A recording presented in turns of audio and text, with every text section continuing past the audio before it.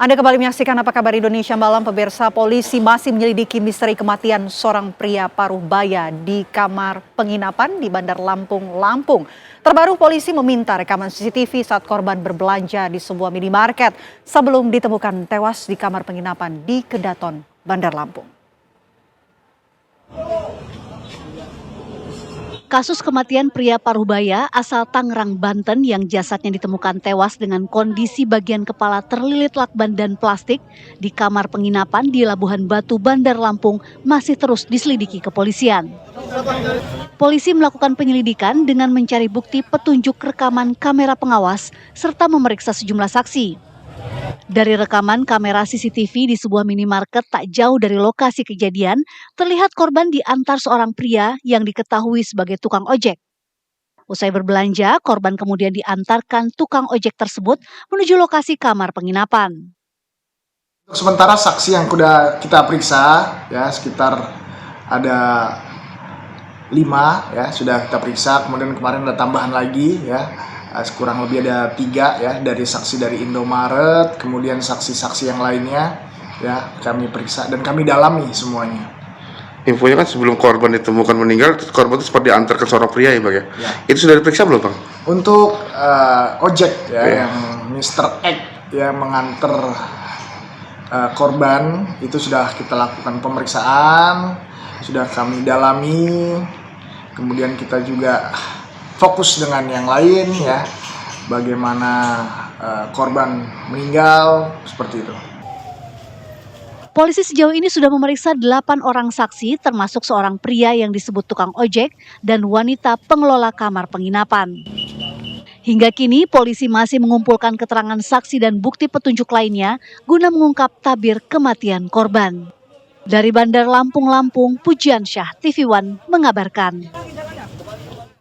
Ya, hingga kini pemirsa, penyebab kematian masih terus didalami oleh kepolisian, masih menjadi misteri. Kita akan bahas bersama dengan narasumber yang sudah hadir di studio bersama saya, ada pakar kriminologi Prof. Adrianus Meliala. Selamat malam Prof, sehat Prof? Sehat, terima kasih diundang. Terima kasih Prof sudah hadir. Dan Prof, mungkin saya ingin langsung minta analisa Anda dari kacamata kriminolog melihat kasus ini, bukti dan juga pernyataan yang disampaikan oleh pihak kepolisian. Apa analisa Anda? Ya, saya menduga, dan ini sudah beberapa kali saya sampaikan sebetulnya, ada 3 kemungkinan terkait dengan sebab matinya. Pertama, ini adalah pembunuhan, dengan kata lain, ada orang yang kemudian lalu melakukan ruda paksa terhadap yang bersangkutan. Ya. Bisa dengan cara meracun, bisa dengan cara mencekik, atau bisa dengan cara menusukkan benda tajam atau senjata api.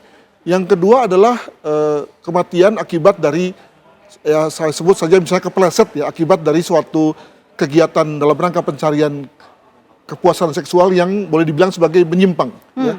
Jadi ada semacam pencarian kepuasan yang agak-agak tidak biasa gitu ya, kelompok fetis lah gitu ya, yang kemudian lalu mungkin kebablasan, tercekik dan kemudian mati gitu. Yeah. Yang ketiga adalah bunuh diri. Nah, marilah kita kemudian lihat satu persatu terkait dengan pembunuhan misalnya, maka dari pemberitaan dikatakan tidak ada indikasi kerusakan pada pada jendela, pada pintu. Demikian juga pintu dikatakan terkunci dari dalam. Artinya ya tidak mungkin kan ada orang yang lalu kemudian membunuh, lalu kemudian entah gimana lalu kuncinya di dalam gitu ya. Nah, dengan kata lain untuk sementara kita bisa tepis tuh konteks pembunuhan. Yang kedua, terkait dengan perilaku seksual yang menyimpang, jadi kita nggak tahu.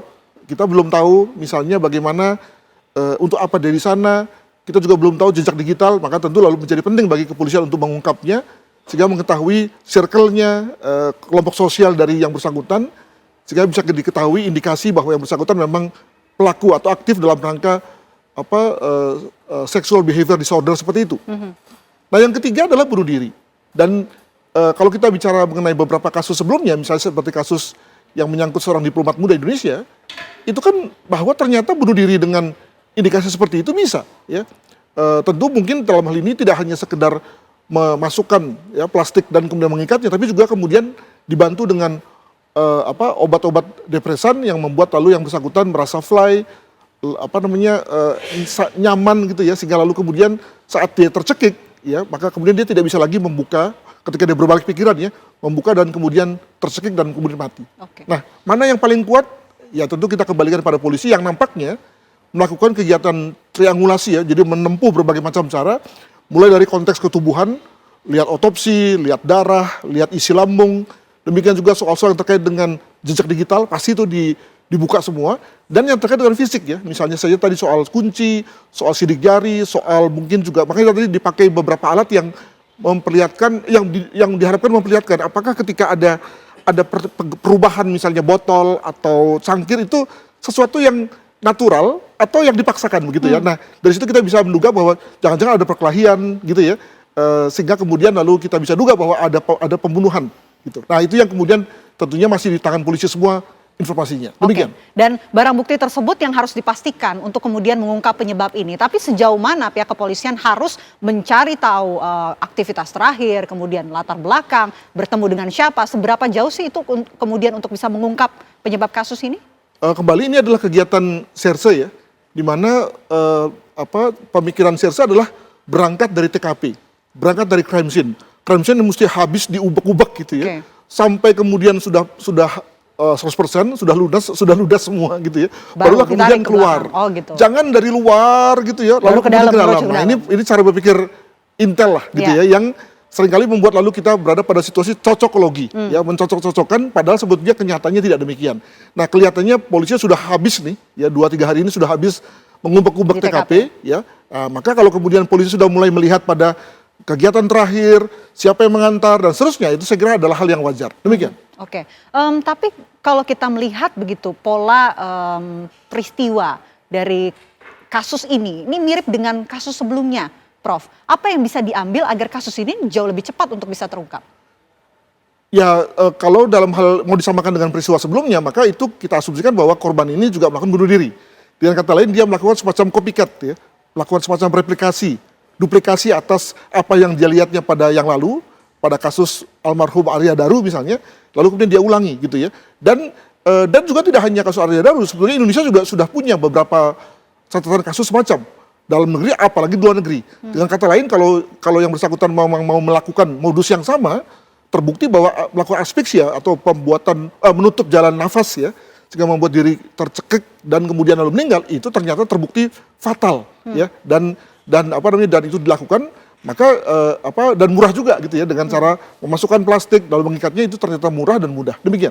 Gitu. Kita kan membuka segala opsi seperti yang Prof katakan, ada 3 opsi kemungkinan penyebab kematian dari korban ini. Tapi kalau kita lihat berdasarkan petunjuk-petunjuk terakhir ditemukannya di TKP, kemudian kalau kita melihat CCTV juga Prof sejauh ini terakhir bertemu dengan ibu kos dan juga seorang pria. Bisakah untuk kemudian 2 orang ini membuka tabir dari penyebab kematian korban? Ya tentu terbatas sekali ya. Kita butuh data lebih banyak tentang siapa korban, apa yang dilakukannya. Jadi kalau kita tadi kembali pada kasus sebelumnya tadi ya, sebagai satu refleksi, maka pada kasus sebelumnya itu kan lalu sudah mulai kelihatan kan, apa kira-kira kasus belli atau penyebab atau kausa ya dari yang bersangkutan saat memutuskan melakukan suatu tindakan fatal. Dari apa yang berkembang bahwa nampaknya dia mengalami satu situasi ya sudah patah lah, maka lalu berpikir untuk bahwa mati adalah hal yang terbaik. Nah, untuk itu maka kalau kita melihat pada kasus ini ya tentu polisi harus membuka kembali ke belakang, tidak hanya cukup pada 2 orang ini tentang siapa dia, untuk apa dia di Lampung kan gitu. Nah, moga-moga lalu kemudian kelihatan clue ya, atau petunjuk-petunjuk, misalnya apakah yang bersangkutan itu kalah bisnis misalnya, atau rumah tangganya hancur, atau misalnya mungkin orang yang lari dari perusahaan karena terjerat hutang misalnya, macam-macam lah gitu ya, yang lalu kemudian bisa membuat yang bersangkutan sampai pada keputusan fatal yakni untuk bunuh diri. Mungkin begitu. Kita masih ingin membahas CCTV ya, karena kemungkinan dari CCTV ini bisa menjadi petunjuk besar dalam pengungkapan kasus ini. Tapi nanti kita lanjutkan usai jeda, Prof. Apa kabar Indonesia Malam akan kembali untuk Anda sesaat lagi, pemirsa. Untuk barang bukti milik korban masih kita amankan ya. Kita cari barang bukti tersebut ataupun mencari terang dari barang bukti tersebut. Apa aja barang milik korban yang kita amankan? Ya, untuk sementara kami mengamankan dari handphone, kemudian dari ada dompet yang berisi uang. Ya, nanti kita coba dalami lagi, kemudian dari barang-barang yang ada, dan kami juga koordinasi dengan tim Mapfor untuk melakukan upaya penyelidikan lebih dalam lagi. Informasinya itu handphone ditemukan tapi SIM cardnya hilang gitu Bang?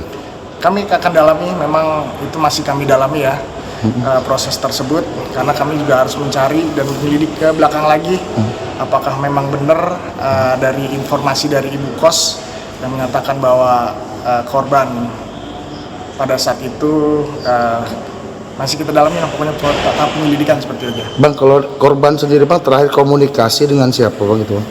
Untuk informasi ya dari adik korban, dia komunikasi itu lewat WA group seperti itu.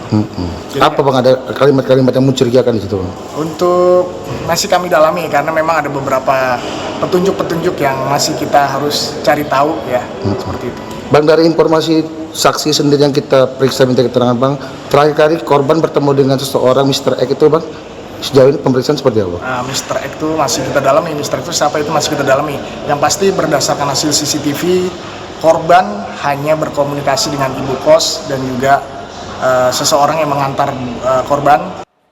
Ya, kita lanjutkan diskusi kita, Prof. Kalau kita masih berbicara soal CCTV ya, kalau kita lihat CCTV dari gerak-gerik aktivitas korban sebelum ditemukan dalam kondisi sudah meninggal dunia, ini Anda menganalisa kondisinya normal ya? Atau seperti apa? Adakah gerak-gerik yang berbeda begitu dari Mungkin korban? dua hal ya. Pertama, kelengkapan. Jadi jangan sampai ada rekaman yang terputus, ada satu periode yang tidak terdeteksi, entah karena korban bergerak ke arah yang kita sebut sebagai blank spot gitu ya. Atau mungkin juga karena sebenarnya tidak blank spot tapi CCTV tidak merekam karena satu lain hal. Nah, yang kedua adalah jangan sampai lalu kemudian rekaman itu ternyata terpotong, tertindih ya, hal mana secara teknologi mungkin. Itu yang pertama. Yang kedua juga tadi dikatakan lewat pembicaraan soal HP yang SIM card yang SIM cardnya hilang. Nah, Iya. ini hilangnya ini sengaja atau dibuang atau gimana dan motifnya apa gitu ya. Nah, kelihatannya Pak Kasar ini menyimpan rahasia nih, makanya tadi dia tidak ngomong ya. Apa yang terjadi pada saat ibu kosnya menemui terakhir itu ya. Jadi saya kira ada hal-hal yang memang masih di-keep oleh kepolisian untuk memudahkan lidik ya tanpa terganggu oleh masyarakat. Mungkin begitu. Termasuk juga dengan tadi yang disampaikan oleh Kasat soal chat terakhir di grup keluarga. Sempat ada petunjuk itu yang disampaikan Kasat tapi kemudian tidak disampaikan lebih detail begitu. Anda melihat petunjuk mengarah seperti apa?